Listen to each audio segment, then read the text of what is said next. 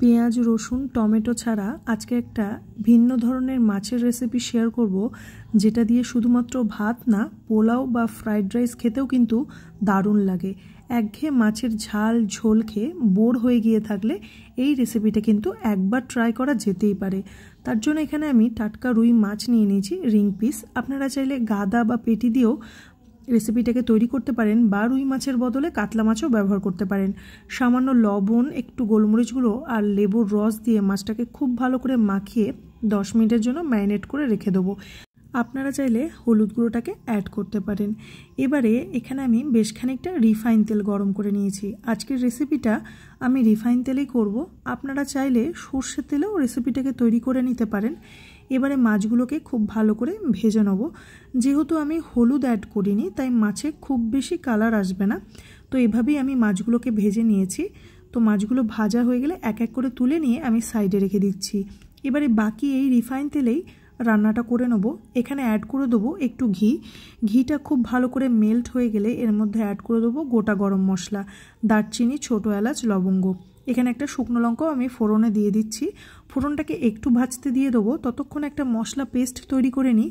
Mixing জারের মধ্যে নিয়ে নেবো 7-8টা কাজু, আর অ্যাড করে দেবো 2 টেবিল চামচ মতো চারমগজ, আর অ্যাড করে দিচ্ছি 6-7টা কিশমিশ। এখানে 2টো কাঁচা লঙ্কা দিয়ে খুব ভালো করে আগে শুকনো ঘুরিয়ে নেব। আমার মনে হয় পোস্ত, কাজু এরকম কিছুর পেস্ট আগে একবার শুকনো ঘুরিয়ে নিলে পেস্টটা খুব বেশি স্মুথ হয়। এবারে ভালো করে একবার শুকনো ঘুরিয়ে নেওয়ার পর আমি এখানে অ্যাড করে দিলাম 1 টেবিল চামচ টক দই দিয়ে খুব ভালো করে ব্লেন্ড করে নিলে কিন্তু মশলাটা রেডি হয়ে যাবে। এবারে ফোড়ন দেওয়া তেলের ওপরেই কিন্তু মশলাটাকে অ্যাড করে দেবো। মিক্সিং জার ধুয়ে সামান্য জলও অ্যাড করে দেবো। খুব ভালো করে মশলাটাকে একদম লো ফ্লেমে কষিয়ে নিতে হবে, যেহেতু আমি এখানে দই অ্যাড করেছি। খুব ভালো করে মশলাটাকে কষতে দেবো। আমি এখানে পেঁয়াজ রসুন ছাড়া রান্নাটা তৈরি করেছি। আপনারা চাইলে অল্প একটু পেঁয়াজ কুচি ভেজেও অ্যাড করতে পারেন। সামান্য লবণ, একটু গোলমরিচ গুঁড়ো, একটু গরম মশলার গুঁড়ো আমি এই মধ্যে অ্যাড করে দেবো। আবারও মশলাটাকে খুব ভালো করে মিক্স করে নিয়ে তেল ছাড়া অবধি কষিয়ে নিচ্ছি। এখানে এবার পরিমাণ মতো জল দিয়ে দেবো। মাছটা খুব বেশি গ্রেভি হবে না, তাই জলের পরিমাণটা অল্পই দিয়েছি। খুব ভালো করে মিক্স করে জলটা একটু ফুটে গেলে এর মধ্যে স্বাদ মতো চিনি দিয়ে দেবো, জাস্ট একটু টেস্টটাকে ব্যালেন্স করার জন্য। আবারও খুব ভালো করে মিক্স করে নিচ্ছি। ভালো করে ফুটে গেলে ভেজে রাখা মাছ, চেরা কাঁচা লঙ্কা দিয়ে আবারও বেশ কিছুক্ষণ লো টু মিডিয়াম ফ্লেমে ফুটিয়ে নেব।